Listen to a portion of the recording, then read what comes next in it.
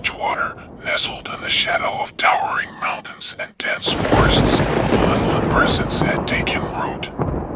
The townspeople whispered of a phantom-like figure who moved through the night, leaving a trail of terror in its wake. Dubbed the Phantom Killer by the local media, this elusive serial killer had plunged Edgewater into a realm of fear. Detective Laura Bishop, a woman with sharp instincts honed by years of working in homicide, was tasked with the investigation. Her partner, Detective James Holden, a seasoned veteran, shared her determination to unravel the mystery. Together, they delved into the heart of darkness that had befallen their town. The Phantom Killer's modus operandi was chilling and unique. The victims, all seemingly unrelated, were found in isolated locations, their bodies arranged in a ritualistic manner with eerie symbols carved into their skin. The precision of the killings suggested a deeply disturbed mind with a penchant for theatricality. As the investigation unfolded, Laura and James found themselves entangled in a web of secrecy and madness. Each victim was connected to an old, forgotten legend of Edgewater, a tale of a vengeful spirit haunting the town, seeking retribution for sins of the past. The deeper they dug, the more the fabric of reality seemed to warp around them. The town's history was riddled with dark secrets, long buried but festering beneath the surface. Laura and James uncovered tales of ancient rituals, forbidden knowledge, and a shadowy cult that had once resided in the heart of the forest. Amid their search for the killer, Laura received an ominous warning, a photograph of her own home, left on her doorstep in the dead of night. It was clear that the Phantom Killer was watching, taunting them with his near-omniscient presence. Their breakthrough came when they discovered a series of old journals in the town's archives belonging to a forgotten town historian. The journals spoke of a dark entity, an otherworldly force that the cult had sought to summon. This entity, the journals claimed, would take a human host, compelling them to enact its will. With this chilling revelation, the nature of their adversary became clear. They were not merely hunting a killer, they were up against an ancient, malevolent force that had latched onto a human soul. As the night of the final confrontation approached, a violent storm engulfed Edgewater. Laura and James, guided by the clues from the journals, traced the killer to an abandoned chapel deep in the woods, the site of the old cult's rituals. There, they found the Phantom Killer, his identity revealed as a local townsman, his mind twisted and corrupted by the entity. The chapel was a nightmarish scene, adorned with symbols of dark magic and the remnants of unspeakable acts. In a harrowing battle of wits and wills, Laura and James fought to subdue the killer. As they did, Laura performed an ancient ritual found in the journals, a ritual meant to sever the entity's hold on the human host. With the ritual complete, the chapel trembled, the air charged with an otherworldly energy. The entity, wrenched from its host, dissipated into the ether, its hold on the town broken. The aftermath of that night left deep scars on Edgewater. The Phantom Killer was no more, but the memories of those dark days lingered. Laura and James, hailed as heroes, were forever changed, their eyes opened to the darker mysteries of the world. The tale of the Phantom Killer became a somber legend in Edgewater, a reminder of the thin veil that separates our world from the unknown, and of the enduring strength of the human spirit in the face of unspeakable evil. Now the second story.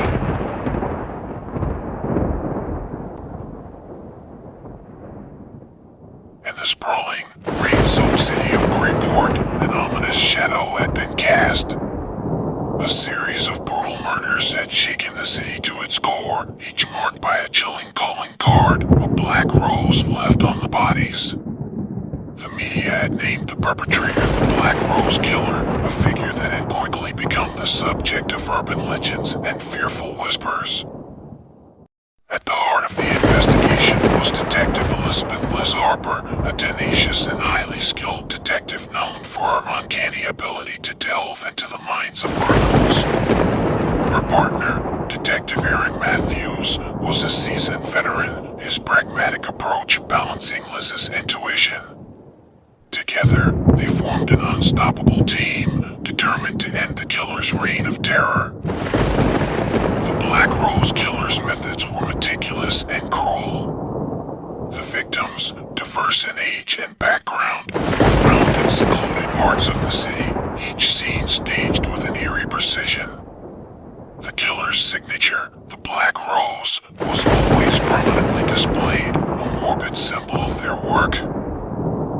As Liz and Aaron delved into the case, they found themselves drawn into a complex web of deceit and madness.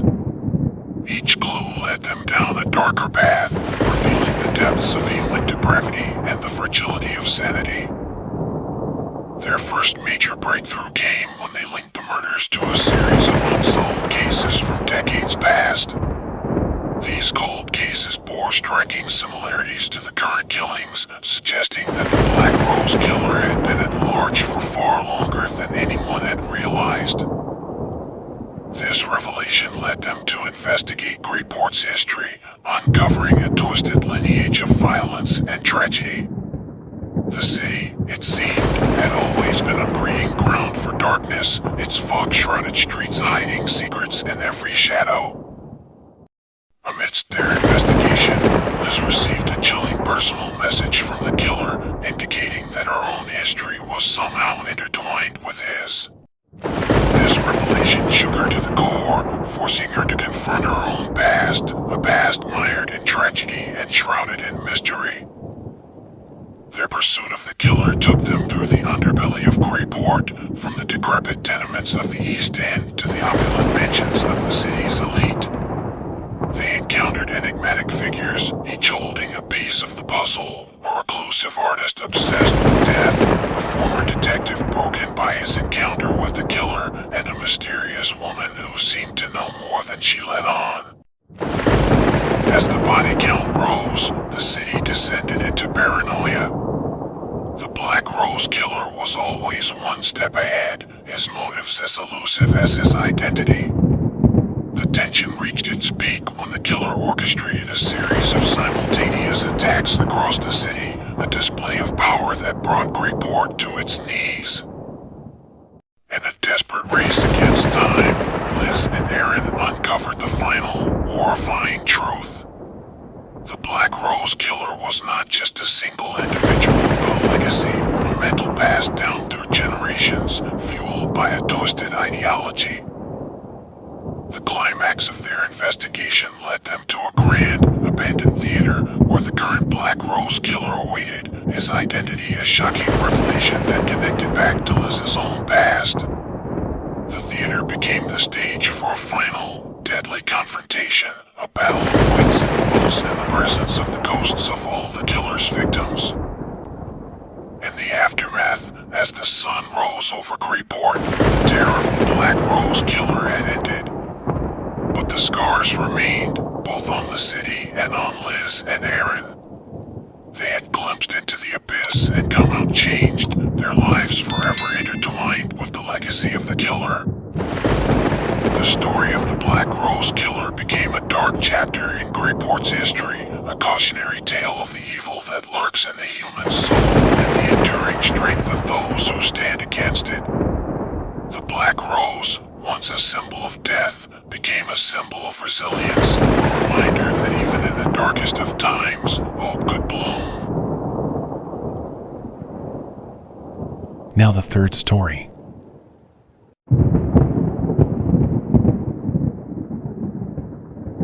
In the secluded town of Dark Hollow, shrouded in the perpetual gloom of its dense, misty forests, a nightmare had taken root. The townspeople spoke in hushed, fearful tones of a serial killer they called the Whisperer, a phantom-like figure whose presence was as elusive as the fog that blanketed the town. The Whisperer was not just a murderer, he was a harbinger of pure terror, his methods so macabre and sinister that even speaking of them seemed to invite darkness. Detective Emily Stanton, a brilliant but troubled investigator, was brought in to lead the case. Known for her unorthodox methods and her ability to unravel complex criminal minds, Emily's own past was marked by tragedy, a tragedy that had led her to a life chasing shadows. Her partner, Detective Mark Sullivan, a local detective well-versed in the town's lore, was skeptical of the supernatural elements of the case. But as the investigation deepened, even his skepticism was challenged by the chilling evidence. The Whisperer's killings were ritualistic, each victim found in a state of terror so extreme that their hearts had literally stopped. No marks, no violence, just a look of utter horror etched on their faces. The only clue left behind at each scene was a cryptic message whispered into the ears of the victims, a message that drove them to a state of paralyzing fear. As Emily and Mark delved into the investigation, they uncovered a disturbing pattern linking the victims to an old, forgotten legend of Dark Hollow, the tale of a cursed spirit born from the town's darkest hour, seeking vengeance through the ages. Each clue led them deeper into the heart of the town's dark past, through abandoned asylums, long-forgotten graveyards, and ancient forests where the trees seemed to whisper secrets of centuries past. The town itself seemed to be a character in this macabre play, its shadows and silence as oppressive as the fog that never lifted. Amidst their search, Emily began to experience haunting visions and nightmares, blurring the line between reality and madness. She heard whispers in the dead of night, felt eyes watching her from the shadows. The case was consuming her, the whispers slowly unraveling her sanity. In a harrowing journey through the town's history, they discovered that the Whisperer was no mere man, but a manifestation of the town's collective guilt and fear, a spectral entity born from a mass tragedy that had occurred centuries ago. As the final pieces of the puzzle fell into place, Emily and Mark realized that to stop the Whisperer, they would have to confront the town's past, to face the darkness that had been festering in its heart. The climax of their investigation led them to a decrepit mansion on the outskirts of town, a place where the veil between reality and nightmare seemed to fray. There, in a confrontation as surreal as it was terrifying, they faced the Whisperer in a battle of wills, a struggle for not just their lives, but their very souls. In the aftermath, as the sun finally broke through the gloom of Dark Hollow, the terror of the Whisperer had been quelled. But the scars remained, etched deep in the town's memory and in the minds of Emily and Mark. They had looked into the abyss, and what looked back was something beyond comprehension, a darkness that whispered of the fragility of the human mind and the thin line between sanity and madness. The legend of the Whisperer became a somber tale whispered in the corners of Dark Hollow, a chilling reminder of the unseen horrors that lurk in the shadows of our world, waiting to be awoken. Now the fourth story.